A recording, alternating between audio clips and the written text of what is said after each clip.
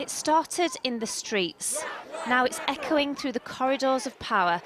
The Black Lives Matter message has been taken up by a powerful committee of MPs and peers who, in a damning new report today, have laid out the stark inequalities faced by Britain's black community.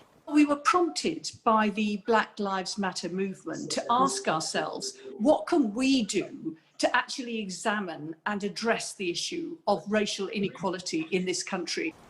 According to the report, black people's human rights are not being upheld, based on research across many areas. In health, entrenched inequalities mean they are much more likely to die from COVID-19 than white people. In policing, 85% of black people say they don't expect fair treatment.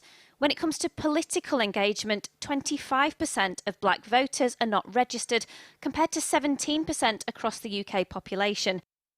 What do you want to see happen now? Well, really, it's action, not words. We've had a number of very persuasive reports commissioned by the government themselves, and yet when those reports are published, their proposals simply just gather dust. And they call for targets in areas like antenatal care, with black mothers 5 times more likely to die during pregnancy. A statistic Remy is all too familiar with. We didn't die, but we came too close to it.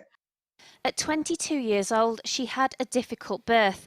Concerns that she wasn't being listened to led her to ask for a change of doctor. In the end, a black female consultant oversaw her care, and she believes that may have saved her and her daughter's life. Looking back on your experience, what would you say needs to change? I think the whole system needs to change. The issue here is about lives being lost. There are children who this Christmas won't have a mum, because even in a pandemic, black women are still dying more so than white women. And that is, to me, far more important than whether or not somebody feels comfortable about acknowledging these things or having this conversation.